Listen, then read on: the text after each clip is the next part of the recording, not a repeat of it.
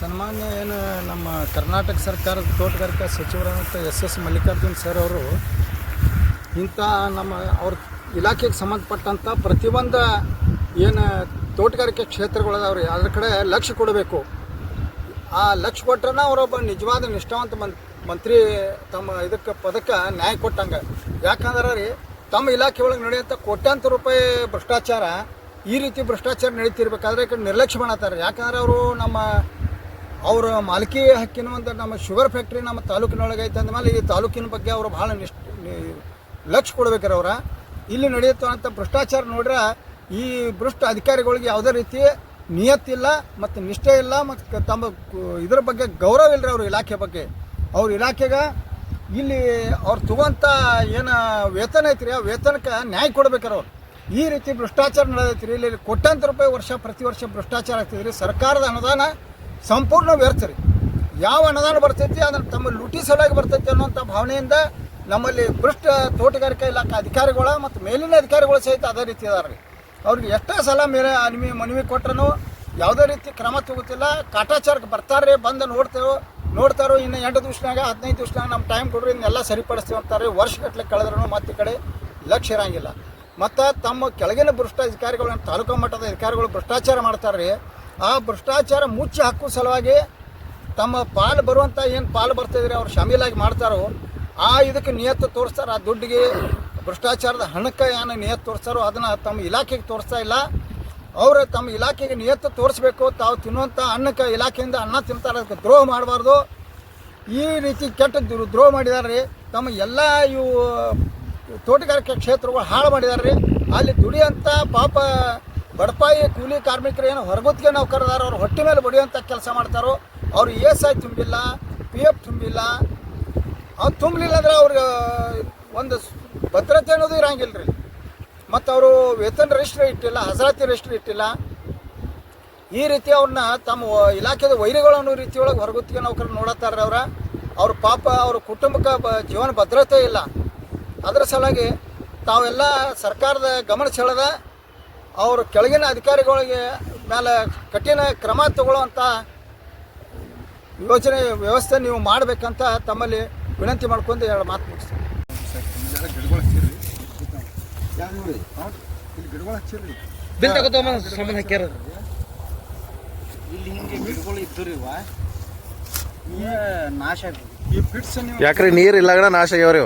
ನೀರಿಲ್ಲ ನೋಡಿದ್ರಿ. ಇದು ಯಾವ ರೀತಿ ಮಾಡಿದ್ರೆ ಈ ನೀರಾವರಿ ಹೊಳಿಂದ ನದಿಯಿಂದ ಏನು ಪೈಪ್ಲೈನ್ ಯೋಜನೆ ಮಾಡಿರ್ರಿ. ಆ ನಂತರ ಇವೆಲ್ಲ ಅದಾವ ಸಾಲಿನಾಗ ಆ ನೀರು ಹಾಸಿ ಆ ನೀರನ್ನ ಬಳಕೆ ಮಾಡಿ ಇಲ್ಲೆಲ್ಲ ನಂದನವನ ಬೆಳಿಬೇಕಾಗಿತ್ತು ಇಲ್ಲಿ. ಇದು ನರೇಗಾದಾಗ ಅಂದ್ರೆ ನರೇಗಾ ಯೋಜನೆ ಒಳಗೆ ಬಡಪಾಯಿ ಕೂಲಿಗಾರನ ದುರುಪಯೋಗ ತಗೊಂಡ ಏಜೆಂಟ್ರ ಮೂಲಕ ದುಡ್ಡು ತೆಗೆದಂಥ ಪ್ರಕರಣ ಇದೆ.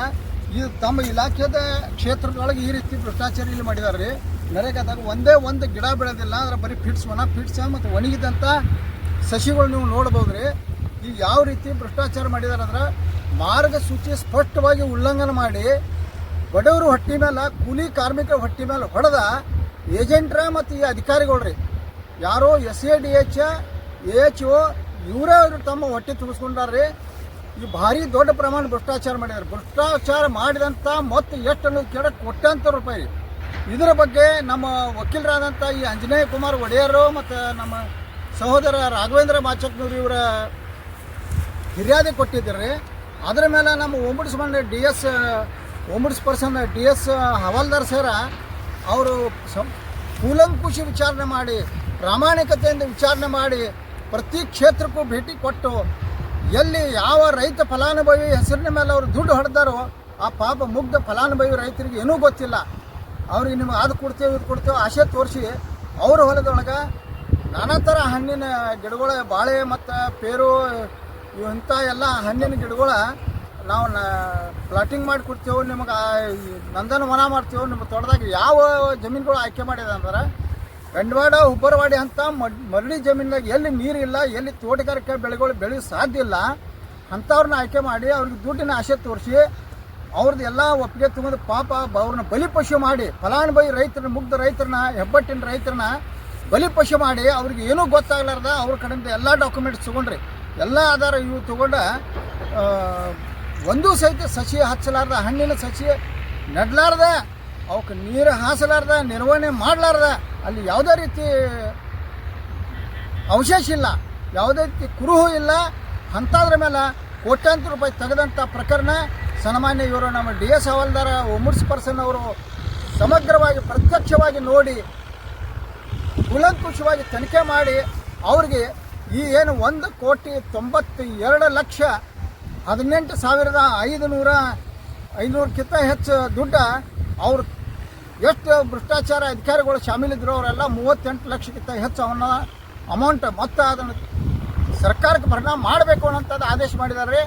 ಆ ಆದೇಶ ಪ್ರಕಾರ CO ಅವ್ರಿಗೆ ಕಳಿಸಿದಂಥ ಆದೇಶ ಪ್ರಕಾರ ನಮ್ಮ DD ಅವರು ಮಾಂತೇಶ ಮುರುಗೋಡು ಸಾಹೇಬ್ರು ಏನು ಹೇಳ್ತಾರೋ ಅವರಿಗೆ ನಿರ್ದೇಶನ ಕೊಟ್ಟಿದ್ದಾರೆ. ಅವ್ರ ಪೇಮೆಂಟ್ದಾಗ ಕಟ್ ಮಾಡಿ ಅಥವಾ ಅವ್ರಿಗಿಂತ ತುಂಬಿಸ್ಬೇಕು ಅನ್ನೋಂತಾದ್ರೆ ಅವ್ರಿಗೆ ಅನುಕೂಲ ಆಗೋ ರೀತಿ ಒಳಗೆ ನಡ್ಕೊಂಡು ನಿಷ್ಕ್ರಿಯ ಆಗಿ ನಿರ್ಲಕ್ಷ್ಯ ತೋರಿ ಇದನ್ನು ಧೂಳು ತಿನ್ಕೋತ ಬಂದೈತ್ರಿ. ಅವ್ರ ಆದೇಶ CO ಅವ್ರದ ಇವತ್ತಿನ ತನಕ ತುಂಬಿಸೋ ಬಗ್ಗೆ ಏನೂ ಇದು ಮಾಡಿಲ್ಲ. ಅವರು ಮೇಲ್ಮನವಿ ಹೋಗೋಕೆ ಅವಕಾಶ ಕೊಟ್ಟಿದ್ದಾರೆ. ಅವರು ಮೇಲ್ಮನವಿ ಹೋಗಿದ್ದಾರೆ. ಆದರೆ ಮುಂದೆ ಏನು ಆಗೈತಿ ಅನ್ನೋದು ಯಾರ ಕೂಲಿಕಾರಿಗೂ ಗೊತ್ತಿಲ್ಲ, ಸರ್ಕಾರದ ಮೇಲಧಿಕಾರಿಗಳಿಗೂ ಗೊತ್ತಿಲ್ಲ. ದೂರದಾರದಂತ ನಮಗೂ ಸಹಿತ ಇವ್ರಿಗೆ ವಕೀಲರಿಗೆ ಆಗಲಿ ನಮ್ಮ ರಾಘವೇಂದ್ರ ಬಾಚಕರು ಇವ್ರಿಗೂ ತಿಳಿಸಿಲ್ಲ. ಅದಕ್ಕೆ ತಾವೆಲ್ಲ ವರದಿಗಾರರು ದಯವಿಟ್ಟು ಇದನ್ನು ವರದಿ ಮಾಡಿ ಹೊರಗಿನ ನಾಡಿಗೆಲ್ಲ ಗೊತ್ತಗೊಂಡು ಮಾಡಿ ಜನ ಎಲ್ಲ ಇವ್ರ ವಿರುದ್ಧ ಪ್ರತಿಭಟನೆ ಮಾಡಬೇಕು. ಇವ್ರ ಮೇಲೆ ಕ್ರಮ ತಗೊಳಕ್ಕೆ ಪ್ರತಿಭಟನೆ ಮಾಡಿ ಅವರ ಹಣ ತುಂಬಿಸಿ ಸರ್ಕಾರಕ್ಕೆ ಲಾಭ ಮಾಡಿಕೊಡ್ಬೇಕಂತ ನಿಮ್ಮ ಎಲ್ಲ ಮಾಧ್ಯಮದವರಿಗೆ ವಿನಂತಿ ಮಾಡ್ಕೊತೀವಿ.